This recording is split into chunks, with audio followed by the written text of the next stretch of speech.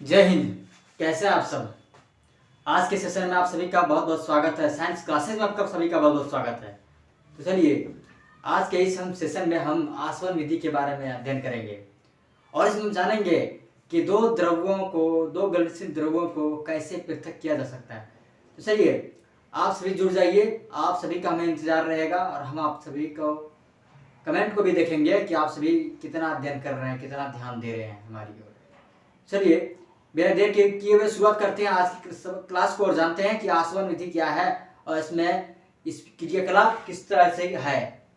तो देखते हैं, आइए। आसवन विधि, चलिए इस सेशन में हम पढ़ रहे हैं आसवन विधि। अगले क्लास में, अगले सेशन में हम प्रभाजी आसवन विधि समझेंगे। तो चलिए, इसमें हम समझेंगे कि दो घुलनशील द्रवों को पृथक कैसे कर सकते हैं, किस प्रकार कर सकते हैं, ये आसवन विधि के द्वारा। तो हमने आसवन विधि माध्यम लिया है और इसके घुलनशील द्रव्यों को अलग करना है आसवन विधि द्वारा। तो चलिए, बिना देर किए हुए हम क्रियाकलाप पर सबसे अपनी नजर को दौड़ाते हैं और देखते हैं कि इस फिगर में क्या क्या हमें दिखाई पड़ रहा है। सबसे पहले हम नजर दौड़ाएं दाहिने तरफ तो हमें दिखेंगे थर्मोमीटर, उसके आगे पाइप नली, जस्ट नीचे एसीटोन, उसके जस्ट नीचे आसवन फ्लास्क, उसके जस्ट नीचे जल तथा एसीटोन विलियन, दोनों मिक्स किया हुआ है, दोनों का विलियन है। ये आपका बर्नर है। चलिए, ध्यान रहे, हम लिख देते हैं बर्नर ताकि कोई कंफ्यूजन नहीं रहे समझने में। ये बर्नर है। चलिए, इसकी ओर आते हैं तो ये स्टैंड है, प्रभाजी स्तंभ है और ये इसमें क्लैप लगा हुआ है जो जिससे ये इससे जुड़ा हुआ है। ये आपका जो आसवन फ्लास्क है इससे जुड़ा हुआ है। तो इसमें समझते हैं, हाँ आपको पहले बता देते हैं कि इसमें जल और एसीटोन विलियन का मिश्रण इसमें घोला हुआ है, ठीक है, मिला हुआ है। तो क्या करना है हमें, तो दो घुलनशील द्रवों जल को एसीटोन से अलग करना है। तो हमें क्या क्रियाकलाप में करना है, इसको हीट करना है, इस आसवन फ्लास्क को हीट करना है और इसमें जो है प्रभाजी आसवन स्तंभ को जोड़ना है, इसमें कनेक्ट करना है, क्लैप लगा हुआ है इसमें। और जब इसको हीट देते हैं, जब हीट इसको देना शुरू करते हैं तो वाष्प बनकर, ये जो आपका एसीटोन है वाष्प बनकर संघनित ऊपर में होकर और वो नीचे की ओर पाइप नली से इसमें संगठित, इसमें जो जमा होता है एसीटोन, जो आप लिखा इंडिकेट किया हुआ है।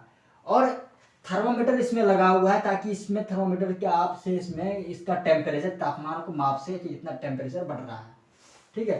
तो इसमें पानी के जरूरत को तो वहीं रह जाता है, लेकिन एसीटोन जो है वाष्प बनकर उड़ करके संघनित होकर के और ऐसे इस बर्तन में जाके जमा हो जाता है, ठीक है।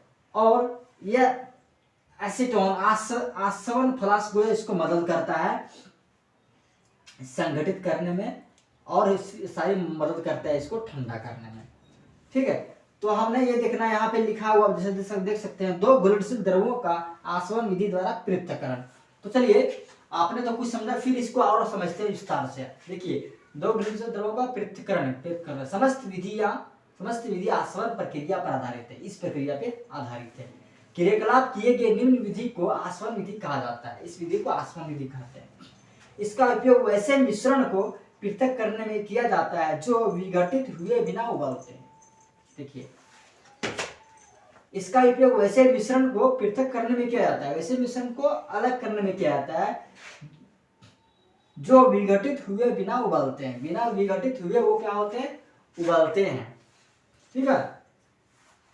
आगे पॉइंट में देखते हैं, इसमें केवल आसवन फ्लास्क और संघनक के बीच एक प्रभाजी स्तंभ का प्रयोग किया जाता है।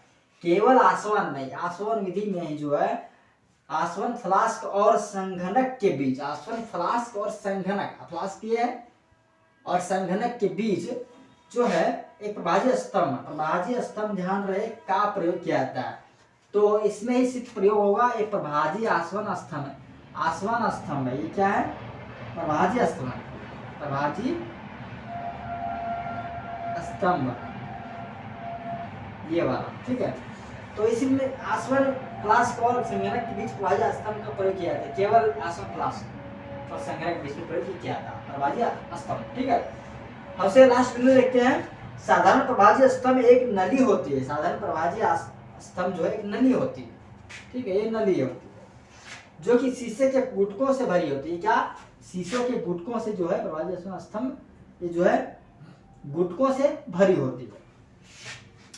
ठीक है, आगे देख लिए। ये गुटके वाष्प को ठंडा और संघनित होने के लिए सतह प्रदान करती है। ये क्या करती है, ये गुटके वाष्प को ठंडा, जो वाष्प होके जो उड़ेगी उसको ठंडा होने में और संघनित होने में, उसको एक जगह पे नली में संग्रहित होने में मदद करता है। कौन? प्रभाजी स्तंभ, इसलिए इसे इसमें लगाया जाता है। तो आपने इस क्रियाकलाप के माध्यम से देख लिया कि दो घुलनशील द्रवों एसीटोन और पानी की विलयन को वाष्प द्वारा हीट द्वारा इसको अलग किया जाता है। इस नली में इसके लगा करके इसको संघनित करके इसको अलग किया जाता है और पानी ज्यों का त्यों इसमें रह जाता है, सिर्फ एसीटोन इसमें संघनित होकर इसमें गिर जाती है। तो आपने प्रभाजी आसवन विधि के बारे में अध्ययन किया आज। हमें उम्मीद है कि आप पूरी तरह समझ गए सारे क्रियाकलाप को। तो अगले सेशन में हम आसवन विधि हमने देखा, सॉरी, तो हम अगले दिन हम जो अगले सेशन में हम प्रभाजी आसवन को देखेंगे और उसमें क्या किस द्रवों को क्या किसको अलग करना है, किस माध्यम से करना है, सेम उसी के तरीके से हम अगली क्लास में देखेंगे। तो आज के लिए बस इतना ही और आप सभी अपना बहुत ध्यान रखिए, बहुत ख्याल रखिए। जय हिंद, जय भारत।